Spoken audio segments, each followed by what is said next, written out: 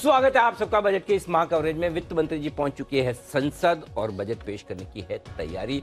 बस कुछ ही समय बचा है, ठीक 1 घंटा 11 बजे आपके सामने पेश होगा बजट। और बजट का पूरा विश्लेषण करने के लिए एक्सपर्ट्स का दमदार पैनल हमारे साथ है ही बजट स्टॉक एक्सचेंज में। और बजट महासभा में धीरे धीरे हमारे दिग्गज एक्सपर्ट्स का आने का सिलसिला शुरू हो चुका है। बग्गा साहब के साथ ही आइए कुछ और बेहतरीन पिक्स आने की तैयारी में। हिमांशु जी बताएं सर। दे दो अनिल जी, तो ऑप्शन स्ट्रेटजी है, कॉल ऑप्शन खरीदनी है डिविस लैब की 3400 के स्ट्राइक की, जो कि 92-94 रुपए के आसपास अभी ट्रेड कर रही है। 70 रुपए के नीचे का स्टॉप लॉस लगाना है और यहाँ पर 140-150 रुपए तक के टारगेट्स डिविस लैब की 3400 के स्ट्राइक की कॉल ऑप्शन में आते हुए नजर आ सकते हैं। यहाँ पर अनिल जी एक हायर हाई के साथ इन्वर्टेड हेड एंड शोल्डर का ब्रेकआउट होता हुआ नजर आएगा 3400 के ऊपर, और उस कंडीशन में 3480 और 3550 तक का मूव डिविस लैब में देखने को मिल सकता है। ओके, तो डिविस लैब का कॉल ऑप्शन खरीदे 3400 वाला, 9470 का स्टॉप लॉस और टारगेट 140-150। जैन साहब की तरफ से भी एक बेहतरीन कॉल बताएं जैन साहब। बंसल जी वॉशरूम चले नहीं। जैन साहब ओके, जैन साहब, हाँ जैन साहब बताएं सर, आपकी तरफ से कॉल है सर। आज मैं स्टॉक, जैसे वो दीपांशु जी बोलते हैं ना कि कैश मार्केट का स्टॉक, तो मैं एफएनओ का स्टॉक लाए, बट वो है एक्चुअली कैश मार्केट का स्टॉक। वैसे देखा जाए तो एक छोटी मार्केट कैप वाली, one of the smallest market cap stock in FNO segment is GNFC. और जीएनएफसी मेरा वन ऑफ माय फेवरेट्स है। मैं जीएसएफसी उसकी होल्डिंग कंपनी है, उसको भी रेकमेंड करता हूं। तो जीएनएफसी को खरीदे और 610 का टारगेट और स्टॉप लॉस लगाए 538 का। मुझे लगता है इस बजट में एग्री जीडीपी के ऊपर सरकार का जबरदस्त फोकस रहेगा। जैसे आपने मैन्युफैक्चरिंग की बात की, इंडिया एक सर्विसेज इकोनॉमी है, बट जीडीपी एग्री की और मैन्युफैक्चरिंग की बढ़ाएंगे तो सर्टेनली जीएनएफसी को बहुत बड़ा फायदा होने वाला है। सो आई फील जीएनएफसी पे दाव लगाना चाहिए। बजट से पहले ये एक और थीम है जो एक्शन में आ रही है। तो जो बजट से पहले की सारी थीम्स होती हैं वो आप मूव देख रहे हैं। डिफेंस स्टॉक्स देख लीजिए, अच्छा एक्शन वहां पर बन रहा है। एग्री स्टॉक्स देख लीजिए, केमिकल स्टॉक्स देख लीजिए, साथ ही इंफ्रा, ये भी स्पेस है जो मूव दिखा रही है। थोड़ा कंजम्पशन स्पेस, जैसे बग्गा साहब कह रहे थे कि अगर शायद टैक्स में कुछ रिलीफ आता है तो वहां पर भी एक बड़ा बूस्ट मिल सकता है। तो ये भी आपके मूवमेंट में आ रहे हैं। तो बजट थीम्स अब आपके रेडार पर आपको आती हुई दिख रही हैं। बट एक और स्पेस जो अच्छे एक्शन में है वो आपके सारे के सारे आईटी और स्पेशली मिड कैप आईटी जो जबरदस्त मोमेंटम में रहा है। एक कैश स्टॉक सिद्धार्थ जी से पूछना है। सिद्धार्थ जी, सोनाटा सॉफ्टवेयर बढ़िया मोमेंटम है, बाकी मिड कैप आईटी में भी हमने अच्छा एक्शन देखा है, पर सोनाटा सॉफ्टवेयर पर राय दें सर। आज 5% ऊपर है, डेज हाई पर ट्रेड कर रहा है। देखिए दीप, सोनाटा सॉफ्टवेयर बहुत ही बेहतरीन कंपनी है। पिछले 2 क्वार्टर से हमने देखा है कि मार्जिन्स भी बेहतर रहे थे, इंप्रूव रहे थे। तो सोनाटा भी बेहतर रहे थे, इंप्रूव रहे थे। तो सोनाटा सॉफ्टवेयर अगर आपने ले रखा है तो बिल्कुल बने रहना चाहिए। मिड कैप आईटी और वो भी कैश सेगमेंट के, जैसे सायंट हो गया, सोनाटा हो गया, बहुत ही बेहतरीन कंपनियां हैं जिसके ऊपर आपको नजर रखनी चाहिए। इसी के साथ अगर समय हो तो एक कॉल देना चाहूंगा। जी, तो जैसे आप थीम की बात कर रहे थे दीप, कि उसमें रियल एस्टेट और कंजम्पशन का मिक्स थीम है और इसके नतीजे भी आ चुके हैं। वो है पॉलीकैब, क्योंकि नतीजे दमदार थे। रियल एस्टेट में भी एक बूस्ट रह सकता है, साथ ही साथ कंजम्पशन का बूस्ट रह सकता है। तो पॉलीकैब, एफएमईजी, साथ ही साथ वायर्स एंड केबल्स की कंपनी मुझे बहुत ही बेहतरीन लग रही है। नतीजे दमदार है, केपेक्स प्लान बहुत अच्छा है। आपको शॉर्ट टर्म टारगेट रखना चाहिए 3050 का, और लंबे समय का अगर टारगेट रखे तो 3455 का पॉलीकैब पे रखना चाहिए। ओके, ये है खरीदारी करनी है। इधर 3050, उधर 3450 कर दें तो मतलब 50-55 याद रखना थोड़ा मुश्किल है सर। जी अनिल जी, राउंड टोटल कर सकते हैं। हाँ, तो आप ही कर देते सर, मेरा इंतजार क्यों किया। बिल्कुल 3450। चलिए बढ़िया है। सिद्धार्थ जी की तरफ से राय खरीदारी की पॉलीकैब में। आइए जैन साहब की तरफ से भी राय आ रही है, बताएं सर। बिल्कुल, एक और स्टॉक जो मैं लाया हूं वो है सामने आपके वेस्ट कोस्ट पेपर स्टॉक्स को मैंने बहुत बार रेकमेंड किया, और अभी रिसेंटली मैंने इमामी पेपर दिया था इसी हफ्ते में, जैन साहब के जेम्स में भी, और वेस्ट कोस्ट पेपर, जेके पेपर, शेषाशाही पेपर का गजब का रिजल्ट। तो मुझे लगता है कि वेस्ट कोस्ट पेपर पे ध्यान दे 590 के टारगेट के लिए, और stop loss 520। Okay, west coast paper ये भी रेडार पर आ रहा है। कुछ इंटरेस्टिंग कैश कॉल्स ही हैं इस समय बाजार में जो आपको अच्छे मूव दिखा रहे हैं, और वहीं पर आपको मोमेंटम भी बनते हुए दिख रहा है। इस बीच 17,750 पर निफ्टी है, थोड़ा नीचे आया। बैंक निफ्टी भी 41,000 के एग्जैक्ट लेवल पर आया, तो थोड़ा ऊपर से हल्के जरूर हुए हैं बाजार, बट मोमेंटम होल्ड कर रहे हैं। कुछ ऐसी बड़ी वीकनेस आपको बनती हुई नहीं दिखी है। चुनिंदा मिड कैप फाइनेंशियल्स पर भी रखिए नजर, जहां पर अच्छा एक्शन बन रहा है। सीएसबी बैंक के बारे में मैं सुबह बात कर रहा था, इक्विटा स्मॉल फाइनेंस बैंक, ये भी आपको थोड़ा अच्छे एक्शन में दिख रहा है। यहाँ पर भी खरीदारी हो रही है। सोना बीएलडब्ल्यू में थोड़ा एक्शन आपको बनते हुए दिख रहा है। ऑटोज के लिए भी एक्सपेक्टेशन है कि शायद कुछ और स्पेशली ईवीज के लिए बजट में आपको आते हुए दिखे। सेठी साहब, ईवी पर फोकस है और सोना बीएलडब्ल्यू थोड़ा एक्शन में। नतीजे इसके उतने खास नहीं थे, नतीजे के बाद इनफैक्ट एक बार थोड़ा नेगेटिव भी हुआ था, बट 2 दिनों से सोना बीएलडब्ल्यू थोड़ा ऊपर जा रहा है। सेठी साहब, दीपांशु, देखिए अच्छी क्वालिटी की ऑटो कंपोनेंट कंपनी है और मेनली फोकस है इलेक्ट्रिक व्हीकल्स पे। 50% से ज़्यादा के करंट में ही टर्नओवर इसके ईवी स्पेस से आते हैं, तो मुझे लगता है स्टॉक अच्छा करेगा। और आज चूंकि बजट का फोकस रिन्यूएबल एनर्जी पे फिर ईवी पे हो सकता है, तो उस लिहाज से तेजी में होगा। तो इवन शॉर्ट टर्म में अच्छा लगता है, स्टॉक में करंट लेवल्स पे होल्ड करने की सलाह रहेगी। और आई थिंक सेठी साहब आपकी तरफ से एक कॉल भी है सर, बताएं। हाँ बिल्कुल दीपांशु, अभी खरीदारी करने की सलाह है। ईज माई ट्रिप पे 52 रुपए के लेवल पे स्टॉक चल रहा है। आज एक्चुअली मेक माई ट्रिप के नतीजे आए हैं जो यूएस में लिस्टेड है। नतीजे बहुत ही दमदार है और हम देख भी रहे हैं ट्रैवल और टूरिज्म सेक्टर अच्छा कर रहा है, तो उसको देखते हुए मुझे लगता है ईज माई ट्रिप के भी इस तिमाही के नतीजे अच्छे रहेंगे, तो यहाँ पे खरीदारी करने की सलाह। शॉर्ट टर्म टारगेट है 60 का, स्टॉप लॉस है 48 का। जैन साहब भी पूरे फॉर्म में है, फ्रंट फुट पर खेल रहे हैं, बैक टू बैक बढ़िया कॉल्स आ रही हैं। जैन साहब बताएं सर आपकी अगली कॉल। बिल्कुल, ये स्टॉक मुझे याद है सब जब हमारा ये बजट स्टॉक एक्सचेंज ये शुरू हुआ था, तब मैंने आयन एक्सचेंज एक स्टॉक 300 रुपए के लेवल्स पे रेकमेंड किया और वहां से आज मल्टी बैगर हो चुका, 3000 के आसपास पहुंच चुका। और मुझे ध्यान अभी रिसेंटली सेठी साहब जो मेरे पास में बैठे हुए हैं उन्होंने भी ये स्टॉक को रेकमेंड किया है और one of my favourite stocks in fact. और मुझे जिस तरीके से सरकार का फोकस है और प्री बजट और इस समय पे तो आयन एक्सचेंज बहुत अच्छा कर सकता है, तो मुझे लगता है कि आयन एक्सचेंज को ले इन लेवल्स पे और 3020 का टारगेट और स्टॉप लॉस 2570। ओके, तो ION एक्सचेंज ये है वो स्टॉक जहां पर आपके लिए खरीदारी करने की राय जैन साहब की तरफ से भी। जैन साहब फुल फॉर्म में एकदम लग रहे हैं। जैन साहब, किस चीज से इतना जोश आ रहा है आपको?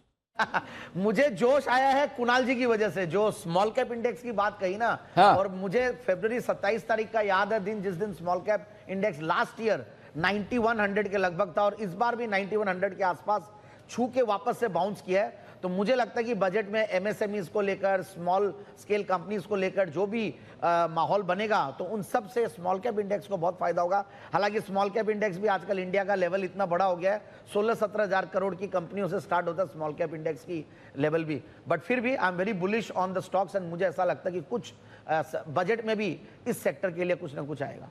आइए बढ़ते आगे, और बजट महासभा में हमारे एक और बेहद खास मेहमान कार्यक्रम में शामिल हो रहे हैं, जो अब से लेकर बजट तक हमारे साथ रहेंगे, बजट के बाद भी हमारे साथ रहेंगे। निर्मल बंग इंस्टीट्यूशनल इक्विटीज के CEO राहुल अरोड़ा साहब हमारे साथ हैं। राहुल जी, बहुत बहुत स्वागत है। आज आए हैं ऑफिस आप? जी अनिल जी, ऑफिस हैं। तो आज ऑफिस पूरा नहीं है। देश बजट का दिन मना रहा है और साथ ही राहुल जी की हैप्पी बर्थडे भी है। एब्सोल्युटली। अरे तो ज़्यादा special day। हाँ, very very special day. Rahul ji, पहले आपको जन्मदिन की बहुत बहुत बधाइयाँ। और इनको तो जन्मदिन पे हमेशा ही काम करना है, इनका कुछ हो ही नहीं सकता तो बढ़िया है। लेकिन हाँ, ये जरूर है कि आपके साथ हम सब सेलिब्रेट करें। सबसे पहले बताएं, बजट में क्या कुछ हो सकता है आज? Thank you so much for your wishes, Anil ji. So I think Anil ji, from a negative standpoint, I think as long as they stay clear of LTCG, बाकी सब ठीक हो जाएगा। I think जो हेडलाइन नंबर है physical deficit का, I think वो 5.8 से अगर 6.2 के बीच में आ जाए वो भी ठीक ठाक रहेगा। और आई थिंक एक बड़ा थ्रस्ट पूरा मार्केट एक्सपेक्ट कर रहा है कि गवर्नमेंट स्पेंडिंग की तरफ से आएगा इंफ्रास्ट्रक्चर सेक्टर पे। तो आई थिंक अगर वो ठीक ठाक आ गया, अगर 15-20% की ग्रोथ वहाँ पे दिख गई, तो I think that should be okay. I think मोटा मोटी ये हेडलाइंस होंगे। इनकम टैक्स पे पता नहीं अनिल जी, काफ़ी चर्चा तो हो रही है कि you know there is a very big anomaly between corporate tax and the highest tax rate। और सबसे निचले स्तर पे अगर हम थोड़ा बेनिफिट दे सकें इनकम टैक्स में, क्योंकि जीएसटी के कलेक्शंस बहुत अच्छे आ रहे हैं, तो आई थिंक एक तरफ से ये भी एक संभावना है कि आ सकती है। प्रोबेबिलिटी कितनी है वो मैं नहीं कह सकता, लेकिन एक चर्चा तो हो रही है। तो आई थिंक अगर एलटीसीजी नहीं आए, फिजिकल डेफिसिट 5.8 से 6.2 के बीच में आ जाए, 15 से 20% का कैपेक्स ग्रोथ दिख जाए, और हल्का सा अगर कंजम्पशन पे बूस्ट अगर आप दे दें इनकम टैक्स रिलीफ से, all things considered, I think क्योंकि आज रात को फेड की पॉलिसी भी है, तो I think we will go into the policy extremely strong. तो by and large no negative news will be positive news, पर अगर ये 3-4 चीज़ों पर अगर फोकस किया जाए, I think the market will take it well. तो कुछ खराब न करें, long term capital gain tax के साथ छेड़छाड़ न करें, वो भी काफ़ी है। आप ये करें कि जैसा चल रहा है चलने दो। सेम वरेंद्र बंसल पे भी बात कर रहे थे कि भाई एज इट इज चलने बदलो दो। नहीं बस। अब एज इट इज में भी ये सब खुश हो रहे हैं, लेकिन हमारे आशुष जी बोलते हैं एज इट इज में क्यों खुश होना, ये वाली बात है। तो किसी को खुशी दिख रही, किसी को गम दिख रहा है, लेकिन ज्यादातर लोग इस बात में खुश है कि कोई खराब ना हो, उसे भी अच्छा माना जाएगा, और ये एक अच्छी बात होगी। थोड़ी देर में हम आपको दिल्ली भी लिए चलेंगे, जहाँ पर हमारी एग्जीक्यूटिव एडिटर स्वाति खंडेलवाल आपको कॉरपोरेट के दिग्गजों के साथ बजट से ठीक पहले बातचीत करती हुई नजर आएंगे, और हम उनसे भी करेंगे मुलाकात, और आपको लेकर आएंगे उनकी तरफ से कुछ बेहतरीन एक्शन वाले स्टॉक। कुछ और स्टॉक्स जो एक्शन में है उन पर फोकस किया जाए जरा एक बार। आज सुबह मेरे ख्याल से हाँ, बजट पिक के तौर पर हिमांशु जी ने MTR टेक्नोलॉजी की बात की थी। कल और आज 2 दिन में स्टॉक ने जबरदस्त एक्शन दिखाया। हिमांशु जी बताएं क्या लेवल्स इंपॉर्टेंट है अब? जी अनिल जी, देखिए अनिल जी, मुझे ऐसा लगता है कि ये बहुत शॉर्ट टर्म 1 या 2 दिन के लिए ट्रेडिंग के लिहाज से स्टॉक नहीं है, बल्कि जिस हिसाब से एक अच्छी एक्यूमुलेशन के बाद पोटेंशियल डबल बॉटम का यहाँ पर एक ब्रेकआउट होता हुआ नजर आ रहा है। यहाँ पर मुझे लगता है अभी तेजी की शुरुआत है। इंपॉर्टेंट लेवल्स की जहां तक बात है 1730 1750 एक अच्छा सपोर्ट जोन की तरह आप काम कर सकते हैं, और अपसाइड में मुझे ऐसा लगता है कि 1920 और 1950 तक का एक शॉर्ट टर्म के लिहाज से इंपॉर्टेंट टारगेट है, जो कि बहुत शॉर्ट टर्म में आता हुआ नजर आ सकता है। तो 1950 के लेवल्स के लिए आप रखें नजर, शॉर्ट टर्म में यहाँ पर मूव आ सकती है। सेठी साहब और जैन साहब दोनों में कंपटीशन चल रहा है पिक्स देने का, और दोनों की तरफ से बढ़िया कॉल्स आ रही हैं बैक टू बैक। आइए सेठी साहब से लेते हैं उनकी कॉल, फिर जैन साहब से लेंगे उनकी भी। सेठी साहब बताएं सर। दीपांशु, अभी एक स्टॉक रडार पे है जिसपे खरीदारी करनी है। स्टॉक का नाम है जेन टेक्नोलॉजीज, 208 के लेवल पे अभी ट्रेड कर रहा है। 2-3 दिन पहले भी मैंने इसको रिकमेंड किया था, ड्रोन के कारोबार में है, और उस समय अनिल जी ने अपने ड्रोन दिखाए भी थे कैसे बजट की तैयारी कर रहे हैं। मुझे लगता है डिफेंस सेक्टर को बिल्कुल बूस्ट मिलेगा इस बजट में, और ये कंपनी अच्छी बेनिफिशियरी होगी। यहाँ पे खरीदारी करने की सलाह, 220 का टारगेट है आज का, और 201 रुपए का स्टॉप लॉस रखना है। ओके, 201 का स्टॉप लॉस, 220 का टारगेट। मेरे को ऐसा लग रहा है दोनों के पीछे कंपटीशन चल रहा है, क्योंकि स्टॉक्स है ना, जैन साहब के सेठी साहब के बड़े कॉमन होते हैं, और इनको एक दूसरे डर लगता होगा। सेठी साहब सोचते हैं मैंने नहीं दिया तो जैन साहब दे देंगे, जैन साहब सोचते हैं मैंने नहीं दिया तो सेठी साहब दे देंगे। डिवाइडर लगा दो, क्योंकि बहुत पास बैठे हुए हैं। हाँ। तो एक दूसरे का वो कॉपी बोले यहाँ पे टाइप में कह रहे डिवाइडर लगा दो। नकल मारने में आप दोनों में से ज्यादा एक्सपर्ट कौन है? अनुभव किसको है? अरे अनुभव तो बड़े सेठी साहब है, तो उन्हीं को ही होगा। नहीं, कोई नकल वकल कोई बात नहीं होती, कोई स्टॉक के पहले अनिल जी। आप क्या सोच रहे हो? आप बोलोगे हम मान लेंगे? गजब कर रहे हैं आप भी। चलिए आइए, जैन साहब की तरफ से भी आ रही है पिक, बताएं जैन साहब। बिल्कुल, अभी अनिल जी मुझे एक बहुत अच्छा मैसेज आया व्हाट्सएप पे, और बहुत सीनियर टीवी फॉलोअर है, तो मैं रिस्पेक्ट करता हूं उनके जो ओपिनियन था और जो सजेशन था कि बजट के दिन ठीक है सभी बजट स्टॉक दे रहे हैं, तो कोई बजट प्रूफ स्टॉक क्यों नहीं दिया जाए कि जिससे बजट से बहुत ज्यादा इंपैक्ट नहीं आए। तो मैंने देखा कि चलिए क्वार्टरली रिजल्ट जिसके अच्छे आए हो, और आईटी स्टॉक्स कुछ एक आध दिन में लास्ट कल पीटे थे थोड़े से, तो उसकी वजह से थोड़े ठंडे थे, तो मैंने चुना डेटामैटिक्स ग्लोबल, क्योंकि क्वार्टरली रिजल्ट बेहतरीन था। लास्ट क्वार्टर अगर दिसंबर का देखें और लास्ट दिसंबर से कंपेयर करें, तो मुझे लगता है कि स्टॉक को इन लेवल्स पे लेना चाहिए, और 340 का टारगेट लगाए और 290 का स्टॉप लॉस। देखो ये भी 290 का स्टॉप लॉस और 340 के टारगट के लिए। राहुल जी, अभी थोड़ी देर पहले बग्गा साहब से हम बात कर रहे थे, बग्गा साहब का ये कहना भी था कि भाई बजट में कंजम्पशन से कुछ न जुड़ी हुई चीज़ों पर कुछ न कुछ ऐसा बूस्ट आ सकता है कि लोगों के हाथ में थोड़ी इनकम ज़्यादा दिया जाए, या तो थोड़ी लिमिट बढ़ा दी जाए। FMCG तो आपका हमेशा से फेवरेट सेक्टर रहा है, आपकी बड़ी गहरी पकड़ भी है। क्या आप उम्मीद करते हैं कि कुछ ऐसा हो सकता है, और होगा तो क्या असर पड़ेगा? और फिर ऐसे में FMCG सेक्टर में आपकी पसंद की शेयर कौन से हैं? अनिल जी देखिए, फिलहाल तो ऑब्वियसली वैल्यूएशंस की चर्चा बहुत हो रही है कंज्यूमर स्टेपल्स में। लोग लेना चाह रहे हैं, लेकिन उनको थोड़ी विजिबिलिटी चाहिए ग्रोथ पे। लेकिन मैंने आपसे पहले भी कहा था अनिल जी, आपको याद होगा कि मैं वी-मार्ट रिटेल को बहुत क्लोजली ट्रैक करता हूँ रूरल ग्रोथ को देखने के लिए, क्योंकि उनके करीबन 75% स्टोर जो हैं यूपी, बिहार, झारखंड में होते हैं, और वहाँ पर आई थिंक काफ़ी हद तक पेन उनके नंबर्स में अभी भी दिख रहा है। तो आई थिंक इसमें 2 या 3 चीज़ें हो सकती हैं अनिल जी। या तो आप थोड़ा टैक्स रिलीफ दे दें, जिसकी हमने चर्चा की, या तो आप रोजगार दे दें जिनसे आमदनी बढ़े, या फिर आप बहुत सारे कैपेक्स प्लान्स अनाउंस कर दें, तो एटलीस्ट डेली या कॉन्ट्रैक्चुअल वर्कर्स को डेली आमदनी मिल जाए और वेलोसिटी ऑफ कंजम्पशन थोड़ी बढ़ जाए। क्योंकि ये एक प्री इलेक्शन बजट है अनिल जी, मुझे लगता है कि इन तीनों चीज़ों पर हल्का हल्का तवज्जो दिया जाएगा। ये इमीडिएटली कंजम्पशन पे तब्दील नहीं होगा। आई थिंक थोड़ा समय लगेगा इनको कंजम्पशन में तब्दील होने के लिए, लेकिन मुझे लगता है कि जैसे जैसे साल प्रोग्रेस होगा, अगर विंटर क्रॉप ठीक ठाक निकल गई और मॉनसून्स ठीक ठाक निकल गए, तो आई थिंक जो एफएमसीजी कंपनीज की जो ग्रोथ है अभी गोदरेज से लेके लीवर तक सब 3 से 6% के बीच के ग्रोथ में आए हैं एनर्जी। तो आई थिंक अगर हल्का सा किकर मिल गया और ये जो 3 से 6% का ग्रोथ है ये 6 से 9% हो जाएगा और आपके मार्जिन एक्सपैंड हो जाएंगे, तो आपकी अर्निंग्स ग्रोथ 15-18% पे चली जाएगी। फिर आप ये वैल्यूएशन जस्टिफाई कर पाएंगे। तो मुझे लगता है कि इनको खरीद there is no point timing these companies energy, क्योंकि क्वालिटी इतनी अच्छी है, कैश फ्लोज इतने अच्छे हैं, रिटर्न रेशियोज इतने अच्छे हैं, तो आप समय से अगर थोड़ा पहले खरीद के बैठ जाएं और थोड़ा आपको हल्का सा शॉर्ट टर्म पेन, और पेन मैं ये नहीं कह रहा हूं कि प्राइसेस गिरेंगे, लेकिन अगर साइडवेज भी चले जाएं, पर मुझे लगता है कि जैसे जैसे साल आगे बढ़ेगा इनमें डेफिनेटली एक प्ले बन सकता है। तो मैं अभी भी कहूंगा कि अगर आपके पोर्टफोलियो में है तो आपको लार्ज कैप्स में हिंदुस्तान लीवर और ब्रिटानिया की तरफ झुकाव रखना चाहिए, और आई थिंक आप उसमें डाबर को भी ऐड कर सकते हैं, क्योंकि रूरल में जब टर्न आएगा आई थिंक ये 3 कंपनीज में सबसे बेहतरीन आपको एक टर्न अराउंड दिखने को मिलेगी। और काफी हद तक एनर्जी पिछले 2 साल में एक टाइम वाइज करेक्शन तो आ ही गया ना एफएमसीजी स्टॉक्स में, तो आई थिंक एक टेक्निकल फैक्टर भी है कि काफी हद तक अंडर ओन्ड है, क्योंकि आपको याद होगा energy last year the biggest trade वो short IT and long banks. तो हो सकता है कि इस साल थोड़ा बैंक्स का रीएडजस्टमेंट होकर एफएमसीजी में भी पैसा आ जाए, तो वो एक टेक्निकल एडजस्टमेंट है, but incrementally because we are in a pre election year I would be incrementally positive on the FMCG sector. FMCG पर पॉजिटिव व्यू बरकरार है और रखिए नजर। आईटीसी आज इस काउंटर पर भी रखेगा नजर। कुछ interesting budget day movement ITC को लेकर हमारी टीम रिसर्च तैयार कर रही है, इस पर थोड़ी देर में इसके बारे में आपको बताएंगे। But consumption as a basket और एफएमसीजी यहाँ इन पर्टिकुलर आपको रखनी है नजर। आइए कुछ और कॉल्स भी तैयार, बंसल जी के पास चलते हैं। बंसल जी बताएं कौन सा स्टॉक आया रेडार पर? रडार पर है अपोलो टायर। इस स्टॉक ने एक ब्रेकआउट लिया हुआ है, पहले भी हमने रिकमेंड करा हुआ है, टेक्निकल स्ट्रक्चर अच्छा है, तो अपोलो टायर पर खरीदारी की राय है। ओवर टू कुणाल जी। देखिए कुछ दिनों का करेक्शन यहाँ पूरा होता हुआ दिख रहा है। दीपांशु कल भी अच्छा मोमेंटम बना था, आज ब्रेकआउट चार्ट पर आता हुआ दिख रहा है, तो हमें लगता है कि 340 तक की इसकी यात्रा है। इन स्तरों पर बाय करके चले। 321 रुपए पर एक स्टॉप लॉस रख लें, 335 टारगेट होगा। सिद्धार्थ जी बताएं सर आपकी तरफ से कौन सा स्टॉक है रेडार पे? देखिए दीप, स्लो डाउन प्रूफ स्टॉक है, जैसे लोग बुलेट प्रूफ बोलते हैं, ये स्लो डाउन प्रूफ है। वो है health care business max health care.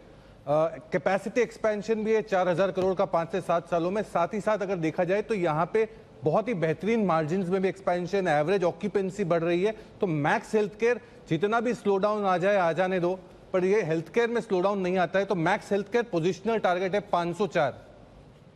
Max health care यहाँ पर भी रखे फोकस। बजट प्रूफ सेक्टर्स पर भी आपके फोकस है। बजट से कुछ और काउंटर्स भी इंपैक्ट हो सकते हैं। सेठी साहब ने एक और स्टॉक किया है आइडेंटिफाई। सेठी साहब बताएं।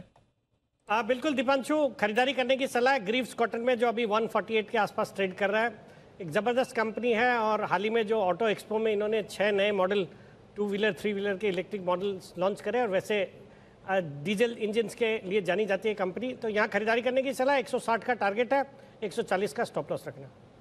ओके जैन साहब आपके रडार पर कौन सा स्टॉक है सर? बिल्कुल, मेरे रडार पे विनाती ऑर्गेनिक्स आया, और ये स्टॉक को ले मैंने पहले भी काफ़ी बार कवर किया हुआ इस स्टॉक को, जेम्स में भी और ओवरऑल एसपीएल मिड कैप में भी। तो 1872 के लेवल्स पे है, 1980 का टारगेट और 1830 का स्टॉप लॉस। एक मैं करेक्शन करवाना चाहूँगा, मेरे पास ट्वीट और मैसेजेस आ रहे हैं।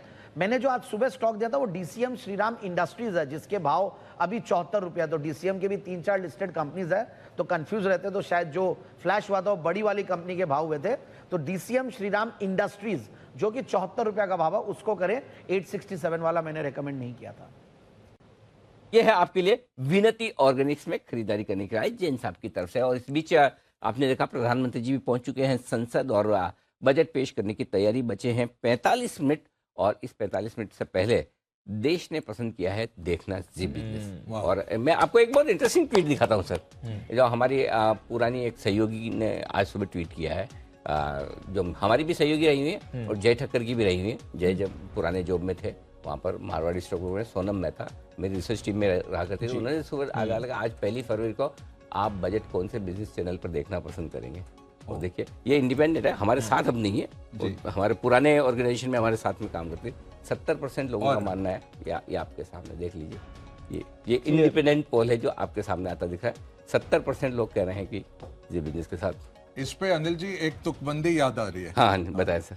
जब कोई नहीं है टक्कर में, हाँ। क्यों पड़े हो चक्कर में। अरे वाह, क्या वाह। जी पे रहिए, हमें देखते रहिए, हम हंसाते भी रहेंगे आपको चाहे कुछ हो। हाँ। ये सबसे आपकी बड़ी सिफत है, मार्केट जहां भी हो जी। आप मूड अच्छा कर देते हैं। देखिए मार्केट तो ऊपर नीचे रहेंगे, आप चलते रहेंगे। आज हमें बजट में जरूर कर्नाटका के जो भक्त कवि हैं उनके वक्तव्य सुनाए जाएंगे, क्योंकि कर्नाटका की इलेक्शन तमिल हाँ, अच्छा कर्नाटक इलेक्शन आ रही हाँ, है। अब नॉर्थ ईस्ट की इलेक्शन आ रही है तो सारे वो लसित जी और वो सब फ्रीडम फाइटर्स के जरूर कोट्स आएंगे।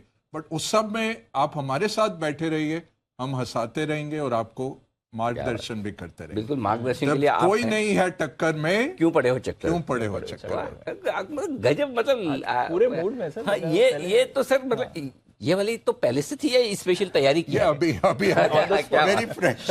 वाह, आशु मदान कवि, सॉरी आशु कवि है हमारे बग्गा साहब भी। तो चलिए ये है आपके लिए इंटरेस्टिंग कुछ एक चीज है, तो हमने सोचा कि आपको बताई जाए और दिखाई जाए। ओके,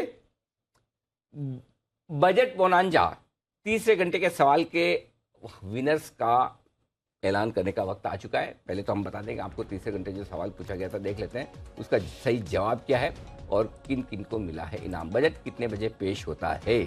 जवाब तो आपको पता ही है, बी 11 बजे। और कुछ लकी विजेता है जिनके नाम हमने डाले हैं। देखो भाई, देखो आप देखो पीछे आगे दो जो नीचे विनर है उनके क्रॉस क्रॉस क्रॉस क्रॉस लगे हुए हैं, तो उन क्रॉस के जिनके लगे उनका भी नाम आ रहा था। तो एकदम रैंडमली कंप्यूटर जी ने सेलेक्ट किया है। और इसके अलावा जो एसएमएस पे आए उनके नाम और अलग से आएंगे।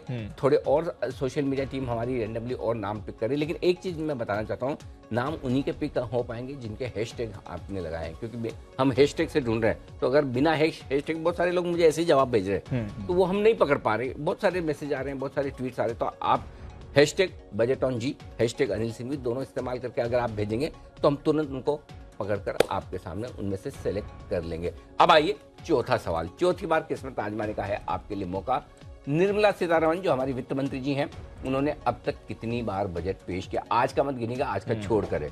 हाँ, अब लोग बोले तो मतलब वो 3 और 4 में हो जाता है, 4 या 5 में। हमने तो सोचा सर वो आज का भी गिन लेते हैं, नहीं, इसलिए बजट के पहले से आया अभी तक 11 बजे नहीं है। हाँ, तो आज का छोड़ के आपको जवाब देना है कितनी बार बजट पेश किया है वित्त मंत्री जी ने। 2, 3, 4, 5 जवाब देना है आपको। जवाब देने का तरीका 57575 इस पर एसएमएस करें, जेड भी लिखें, 4ABCD में से जो भी आपको सही लगे वो लिख के आप भेज दें, या फिर सोशल मीडिया पर और ट्विटर पर ट्वीट करें hashtag budget on Zee, hashtag Anil Singhvi. और बजट स्टॉक एक्सचेंज में हमारे जो सारे एक्सपर्ट्स हैं वहाँ पर एक थोड़ा सा हंगामा हुआ है, भूचाल आया है और बड़ा जबरदस्त माहौल बना है। उसमें मैं आपको बताऊंगा जल्दी से। जो लोग पुराने हैं, पुराने मतलब सीनियर बग्गा साहब के जमाने के, वो ये समझ जाएंगे कि अमेरिका और रूस के बीच में शिखर वार्ता होती थी। जो आजकल के नए जमाने के बच्चे हैं वो समझ जाएंगे रशिया और यूक्रेन के बीच में क्या हुआ। तो उस तरह का माहौल बनता हुआ दिख रहा है, वहां हम पहुंचेंगे। उससे पहले जल्दी से आपको बता दूं कि अगर आप भी अपना चहेता चैनल जी बिजनेस देख रहे हैं तो जल्दी से एक अच्छी तस्वीर खींचिए जी बिजनेस देखते हुए की,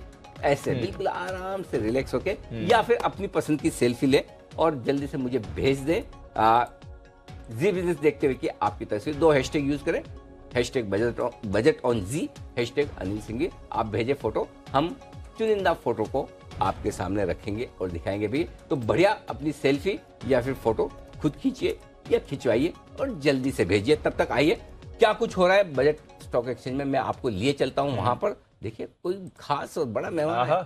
अरे वाह, अरे वाह, क्या बात है। तो यहाँ पर आपको बजट ये तो पूरा मतलब बजट की तैयारी कर रहे हैं कि एंजॉय करने आए एकदम, बिल्कुल वाह। तो भसीन साहब भी हमारे बजट स्टॉक एक्सचेंज में पहुंच चुके हैं। ये देखिए ये शिखर वार्ता जो ये कहते हैं ना, अंग्रेजी में कहते हैं this is one for the ages. ये फोटो एक ऐतिहासिक फोटो है। ऐतिहासिक फोटो है जो आप होती हुई देख। एक ऐतिहासिक फोटो आपकी, हमारी और भसीन साहब की भी हुई थी दिल्ली में जब हम मिले थे, उस पर भी। और अब एक दूसरी ऐतिहासिक फोटो। तो हमारे सारे मेहमान सेटल हो चुके हैं। भसीन साहब आपका भी बहुत बहुत स्वागत है। बताएं सर आपकी तरफ से बजट पिक्स। अनिल जी, पहले तो ये लेके चलिए, इतना बढ़िया मौसम है और सुहावना समय है। शेयर बाजार तो चलते रहेगा। और मैं तो आशु जी को कायल हूं कि उन्होंने आके बोला है कि पहले 15 दिन तो मेरे थे, अगले 15 दिन आपके हैं। अरे क्या बात ये बाय द वे मेरी कहावत है। ये फायदा है सर साथ साथ मिलने का। मतलब वो कहते हैं ना, बात करने से बात बनती है। देखिए बात में हम तो सब चाहते हैं कि आशु जी बिल्कुल आपकी तरह फुल फ्लेजफुल है, लेकिन वैसे आशु जी ने आज सुबह बाय कॉल ही दिए है। बिल्कुल ये बाय कॉल ही। बताएं सर, बसिन साहब बताएं आपकी पिक्स। अनिल जी देखिए, मिड कैप में मैं 2 शेयर बोल रहा हूं, दोनों ही बैंक हैं और एक आपको कैश का स्टॉक दूंगा। पहली बात तो बैंक ऑफ बड़ौदा, आप देख के चलिए, फ्राइडे को रिजल्ट है, मैं आपको उसका बैकग्राउंड दे दूं। Yesterday PNB came out with a PCR of 85.3। कब आपने सुना है कि PSU banks are provision up to 85.3? तो राइट डाउन नहीं राइट बैक ही होएगा। और दूसरा, बैंक ऑफ बड़ौदा के numbers will be the best ever on Friday. इसमें अच्छी करेक्शन आ गई 195 से 150, लेकिन मुझे कोई दो राय नहीं, this is going to new highs 200 and above. So bank of Baroda will be my top play there. Second is IDFC first, जहां mister Vaidyanathan has been a stellar example of how he has transformed and lending institution into a most viable bank। तो ये 75 रुपए का target है मेरा। और last but not least, मैंने आपको पहले भी कहा, देखिए ये बजट 4 चीजों पे है, railway, defence, infra and data centre. और रेलवे में आप इग्नोर नहीं कर सकते कॉनकॉर की वैल्यू को। The results were slightly disappointing on the back के rakes were less in demand, but मुझे कोई दो राय नहीं, Concor is headed to much higher levels, क्योंकि this will be the first divestment disinvestment candidate by 31 March. जो land की उसकी डील है वो मेरे को इंटरनल सोर्सेस है, that will be sorted out. इसका भाव मुझे 800 रुपए से कम नहीं दिखता। Now it may take some time, but you can not but ignore के रेलवेज के बजट में जो भी बढ़ोतरी होगी, rakes are going to be in demand. So मेरे हिसाब से Concor is a must have for a target of 750। ये 3 मेरे मिड कैप्स हैं, और मैं आपको और लार्ज कैप्स भी बताता हूं, but as the time goes we will come out with more stock disclosure. बिल्कुल बसीर साहब, इंतजार है कुछ और पिक्स का, बट कुछ बेहतरीन पिक्स आपकी स्क्रीन पर आती हुई दिख रही हैं। इस बीच अभी जो पोल की हम बात कर रहे थे वो तो ऑलरेडी 72% हो गया, 70% से 72% लोग जी बिजनेस देख रहे हैं। बट मोर इंपॉर्टेंटली लोग हमें ट्वीट भी कर रहे हैं, पसंद भी आ रही है उन्हें प्रोग्रामिंग, यूट्यूब लाइव वीडियोस भी आके। और ट्विटर पर Anil ji number 3 all India trending है अनिल सिंघवी इस समय। अरे तो बजट का पूरा भरोसा लोगों का हमारे साथ ही बना हुआ है, आपके साथ बना हुआ है। नंबर 3 ट्रेंडिंग है ऑल इंडिया बेसिस पर, not just all India basis. ये मैं ट्रेंडिंग नहीं है, आप हमारे सारे एक्सपर्ट्स, हमारा पूरा पैनल और हमारे दर्शक ट्रेंडिंग है।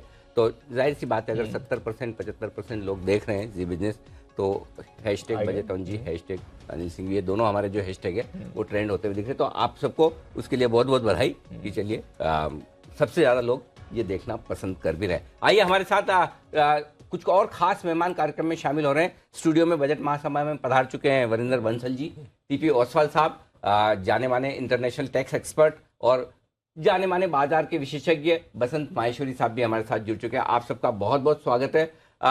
बसंत सर, शुरुआत आपसे करता हूं, बताएं सर क्या करेंगे आज की वित्त मंत्री जी, जरा बता दीजिए। देखिए, हम लोग तो बच्चों की तरह हैं जो पिताजी और माताजी को बोलते हैं हमको ये भी दे दो, वो भी दे दो, खिलौने भी दे दो, चॉकलेट भी दे दो, टॉफी भी दे दो, और मन जब तक रहता है 1:30-2 बजे तक, उसके बाद पता चलता है कुछ मिला नहीं, साइड में ये बोलने मिल गया कि होमवर्क थोड़ा कर लो। तो मुझे नहीं लगता है कुछ एक्स्ट्रॉर्डिनरी कुछ होएगा। 1 साल बाद इलेक्शन है, रीजनेबली सोचना चाहिए। बट हाँ, थोड़ी उम्मीद है, बिकॉज मार्केट में जो उथल पुथल हुआ पिछले हफ्ते एक ग्रुप को लेकर क्वेश्चंस उठे, लगता है कुछ शायद शेयर बाजार के लिए कुछ आए, बिकॉज स्टॉक मार्केट अब बहुत इंटीग्रेटेड हो गई है। 10 करोड़ से ऊपर डीमैट अकाउंट है। किसान के बाद तो मुझे लगता है इन्वेस्टर शायद नंबर 2 में आ जाएगा इंडिया में, वोट बैंक अगर देखेंगे तो शायद वो हिसाब से कुछ थोड़ी सी उम्मीद बनी है कि कुछ शायद हमें मिले। बट ये उम्मीद 2-3 घंटे की है, उसके बाद ही देखेंगे क्या होता है। तो इच्छाएं बहुत है, उम्मीदें बहुत है, चाहिए भी बहुत कुछ, लेकिन बाजार मजबूती के साथ बढ़ रहा है आगे। 17,800 के पार निकलता हुआ निफ्टी डेज हाई पर, 41,200 के पार निकलता हुआ बैंक निफ्टी भी। वरिंदर बंसल हमारे साथ है, आंकड़ों के माहिर विशेषज्ञ। ये इतने बड़े बड़े आंकड़े आप घुसाते कैसे दिमाग में, याद कैसे रखते हैं? 10 साल हो गए सर करते ओके, हुए।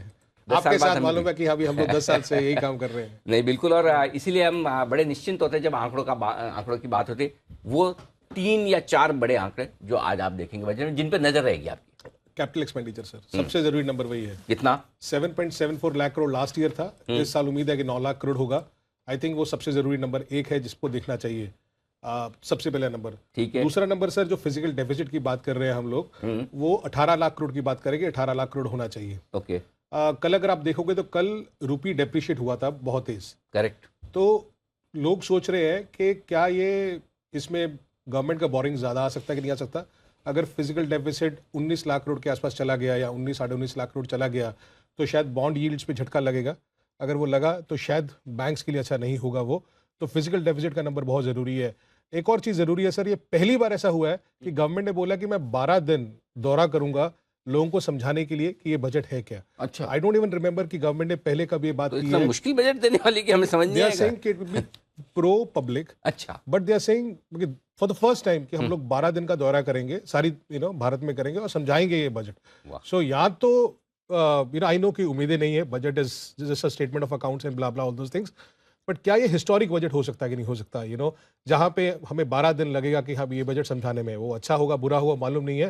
But I personally believe that आज के टाइम पे with all this what has happened in the last 7-8 years, जहाँ पे गवर्नमेंट ने बहुत काम की है, और with this anti India, this BBC thing coming on, this Adani thing coming on, आज आई थिंक उनके मन में बहुत चल रहा होगा कि जिस तरीके से देश को उतना बड़ा बना दिया जाए कि कोई भी जो ग्लोबल में कोई भी एमएनसी है वो इंडिया को इग्नोर ना कर सके और इंडिया में इन्वेस्टमेंट कर सके। आई थिंक आज का time sir, it's not only about growth और taxes, it is about how India is positioned in the world. वो बहुत जरूरी रहेगा कि वो लोग पोजीशनिंग कैसे करते हैं इंडिया के आगे जाके। और सर मेरे ख्याल में ये टैक्सेस बहुत ज़्यादा हम लोग बात करते हैं, बिकॉज ऐसा होता है ना कि जस्ट दैट कि हमें बात करनी है बिकॉज बजट है। But I think the headline should be and focus should only be growth, और वो रहेगा। I am hoping that this could be historic day for Indian markets, कि कहाँ पे गवर्नमेंट ये 25 साल का उन्होंने बोला था सर कि मैं 25 साल का रोड मैप बनाऊंगी इस बजट में। तो वो इतना बड़ा स्टेटमेंट दे रहे हैं। मोदी जी का बहुत बड़ा स्टेटमेंट आया कल कि अगर ये सब कुछ है तो आप डेफिसिट को 17 लाख करोड़ 18 लाख करोड़ जो भी है नंबर है, आपको नंबर मैंने समझा दिया था कि 9 लाख करोड़ का personal income tax, corporate tax और अपना जीएसटी, ये नंबर जरूरी है जहाँ पे नंबर है, और 9 लाख करोड़ का ही आपका कैपेक्स का होने वाला है। का पहाड़ा याद होना चाहिए। बस सिंपल सी बात है। बग्गा साहब कुछ जोड़ना चाहते हैं इसमें जो आप कह रहे हैं? बिल्कुल, और सहमत हूँ। एक तो यंग है, पंजाबी है, स्क्वॉश भी खेल लेते हैं राहुल की तरह, तो हर बारी मैं वरिंदर से सहमत हूँ। वो पहले दे देता हूँ डिस्क्लेमर, राइट। बट प्रधानमंत्री ने सब एमपीज को, सब मिनिस्टर्स को कहा है 400 दिन रह गए हैं इलेक्शन में, जाके लोगों को समझाओ जो हमने अच्छा काम किया है। तो ये भी एक उसमें पड़ाव रहेगा। बिल्कुल, यानी कि बजट लोगों की उम्मीदों के मुताबिक आम लोगों के लिए तो अच्छा ही होगा। आई थिंक पॉपुलर बजट आना चाहिए। और जो वरिंदर ने कहा कि थोड़ा संकीर्ण है फिजिकल डेफिसिट के कारण, कितना आप, बट मैं कहूंगा फिजिकल डेफिसिट मत देखिए, अभी खर्चा करिए, इकोनॉमी टेक ऑफ कर रही है। और ये क्योंकि ग्लोबल स्लो डाउन है, आज नहीं करेंगे तो 3-4 महीने बाद शायद फिर से रिवाइज करना पड़ेगा। अभी जाके इकोनॉमी को बूस्ट डालिए, बहुत बूस्ट की जरूरत है। और इन्फ्लोज इंडिया में सबसे ज्यादा आए थे लास्ट ईयर। अगर आज हम बात कर रहे हैं कि हाँ बीआर की कोई एंटी इंडिया बोल रहा है, तो अगर आप मेरे ख्याल में $80 बिलियन का इन्फ्लो आया था इंडिया में लास्ट ईयर। बाकी आज एप्पल से लेके, सैमसंग से लेके, फॉक्सकॉन से लेके, अमेजन से लेके, गूगल से लेके सब इंडिया में पैसा डाल रहे हैं। आप सोचिए ये 7 साल का मेहनत करने के बाद आज वो 25-30 हजार करोड़ के लिए जो हमने कैलकुलेशन किया था एलटीसी एसटीसी का, उसके कारण वो लोग इतना बड़ा मोमेंटम खराब नहीं करना चाहिए, ना करेंगे वो लोग। ठीक बात है। तो आम लोगों की बात तो आप कर रहे हैं, लेकिन खास लोगों के काम आने वाले हमारे टीपी ओसवाल साहब हैं जो बड़े बड़े कॉर्पोरेट्स और हिंदुस्तान और पूरी दुनिया भर के इंटरनेशनल टैक्सेशन के बड़े जाने माने और हिंदुस्तान के सबसे बड़े एक्सपर्ट है ओसवाल साहब। हमें डर आपके डिपार्टमेंट से और आपके फील्ड से ही लगता है सर। और ये मतलब कब से गाना गा रहे हैं पिछले महीने 2 महीने से, कैपिटल गेन टैक्स, कुछ बदलेगा तो नहीं ना सर? नहीं, देखिए जो भी चेंजेस गवर्नमेंट करेगी जी, करना चाहिए एक्चुअली देखा जाए तो। हाँ, कैपिटल गेन टैक्स स्कीम इतनी कॉम्प्लिकेटेड है इंडिया की जी। आज यदि मुझे भी आप बोलोगे कैपिटल गेन पे पूरा बोलो तो अच्छी तरह से रट के नहीं आऊं तब तक बोल नहीं सकता हूँ। अच्छा, इतना कॉम्प्लिकेटेड है। सबसे ज्यादा कोई चैप्टर इनकम टैक्स का कॉम्प्लिकेटेड है तो कैपिटल गेन टैक्स। करेक्ट। कितने उसके पीरियड कैलकुलेट करना, क्या रेट कैलकुलेट करना, क्या इंडेक्सेशन देना, ये सब चक्कर है उसमें। वर्ल्ड में क्या है कॉन्सेप्ट कि कैपिटल गेन टैक्स ही नॉर्मल इनकम टैक्स के तरीके से टैक्स करो आप, लेकिन उसमें डिडक्शन दे दो आप। जैसे आपने कैपिटल गेन किया, कनाडा में है 50% डिडक्शन दे दिया, तो इसका मतलब 50% रेट हो गया आपका, या 50% से भी ज़्यादा डिडक्शन देना है तो आप कोई सेक्टर देख के दे दीजिए। लेकिन इतना कॉम्प्लिकेटेड लॉ करने से ये हर आदमी, आम आदमी के लिए कंप्लाई करना बड़ा मुश्किल हो जाता है, अनलेस वो कंसल्टेंट को पूछेगा। कंसल्टेंट की फीस वो कैपिटल गेन से ज़्यादा हो जाती है कई बार। तो इसके लिए मेरे हिसाब से कैपिटल गेन टैक्स में सिंप्लीफिकेशन लाना बहुत जरूरी है, वेरी वेरी इंपॉर्टेंट थिंग। और ओसवाल साहब ने इनडायरेक्टली कह भी दिया कि मेरी कम फीस की एक्सपेक्टेशन ना रखो। कैपिटल गेन टैक्स से ज्यादा है।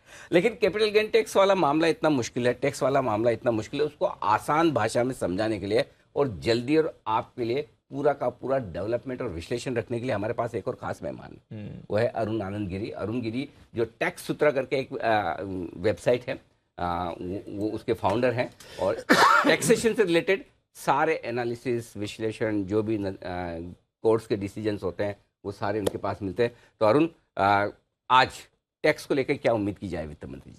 Major tax relief I am expecting. मैं क्यों बोल रहा हूँ? अरे वाह। मैंने सबसे पहले 2014-15 का इकोनॉमिक सर्वे 10 साल का डाउनलोड किया और सिर्फ टैक्स रिसीट्स देख रहा था। 2014-15 में जब ये गवर्नमेंट आई, मोदी गवर्नमेंट, तब उस साल टैक्स कलेक्शंस थे 13 lakh crore, 7 lakh crore direct tax collection. Correct. इस साल कॉर्पोरेट टैक्स कलेक्शन ही उससे ज्यादा होगी। पर्सनल इनकम टैक्स तो मैं गिन ही नहीं रहा हूँ, वो और 6.5-7 लाख करोड़ है। इतने टैक्स कलेक्शन जो आप बोलते हैं, मतलब जिस तरह से बुलिश टैक्स मार्केट है, वैसे ही स्टॉक मार्केट है, वैसे ही बुलिश टैक्स कलेक्शन है। अगर इस बार रिलीफ नहीं देंगे तो कब देंगे? करेक्ट। अगर इस बार नहीं देंगे तो मुझे नहीं लगता कि कभी भी देने वाले। एक्सपेक्ट ही करना चाहिए। तो मेरा एक्सपेक्टेशन है कि मेजर रिलीफ आना चाहिए। एंड जब मैं मेजर कहता हूं तो बहुत कि 10 लाख समझो, 30% सर आज स्लैब 10 लाख के लिए, 10 लाख 15 लाख कर सकते हैं, आज उतना लेगरूम है। और उसको कॉम्पेंसेट करने के लिए कोई सेटलमेंट स्कीम और एक ला सकते हैं। एक बात आप गौर कीजिए, जब से ये गवर्नमेंट आई है इन्होंने 2-3 सेटलमेंट स्कीम लाए डिस्प्यूट रेजोल्यूशन के, अलग अलग नाम से, विवाद से विश्वास, इनकम डिस्क्लोजर स्कीम। आप जस्ट एक सोचिए, इनकम डिस्क्लोजर स्कीम में 4-5 साल पहले महाराष्ट्र के एक टैक्स पेयर हैं, 800 करोड़ का डिस्क्लोजर किया था टैक्स, 3000 करोड़ इनकम और 800 करोड़ टैक्स भरा था एक स्कीम में। तो कोई बड़ी बात नहीं है अगर 10 लाख का 15 लाख कर दें, 30% ब्रैकेट। पर अगर मेजर रिलीफ नहीं दिया तो सैलरी टैक्स पेयर्स ने अगले 5 साल तक कुछ एक्सपेक्ट ही नहीं करना चाहिए। सर, इस पे एक ऐड करना चाहूंगा, ये बहुत अच्छा पॉइंट बोला आपने कि आज सर लास्ट ईयर जितना गवर्नमेंट ने सोचा था उससे 3.25 लाख करोड़ रुपया ग्रॉस इनकम में ज्यादा कमाया, नेट पे 2.25 लाख करोड़ कमाया, 2,40,000 करोड़ नेट। और उसके सामने सब्सिडी फूड और फर्टिलाइजर का चला गया जो अगले साल नहीं होगा। तो आज गवर्नमेंट अमीर है, ठीक है। और जो आपने बोला कि अगर क्या हेडलाइन के लिए बहुत अच्छा लगता है कि यार उन्होंने 10 लाख का 15 लाख कर दिया, कुछ कर दिया, बट एक्चुअली गवर्नमेंट का एक्सपेंडिचर अगर आप वित्त मंत्री के दिमाग से सोचो तो वो 5-10 हजार करोड़ होगा। सो आज के टाइम पे we are comfortably in that P&L zone जहां पे मैं ये 10-15-20 हजार करोड़ का कुछ खर्चा कर सकता हूं, जाके हेडलाइन में आप बार बार बोलो कि बहुत माल अच्छा है, होगा, पॉकेट में देने की इच्छा होनी चाहिए, बस यही वाली बात है ना। बस कैपिटल गेन पे एक ही स्टेटमेंट, कैपिटल गेन पे मैं बहुत ज्यादा एक्सपेक्ट नहीं करूंगा, क्योंकि ओसवाल साहब ने जैसे कहा कि कॉम्प्लिकेटेड है, कॉम्प्लिकेशन आसान कीजिए, अनकॉम्प्लिकेट नहीं होगा इस बार।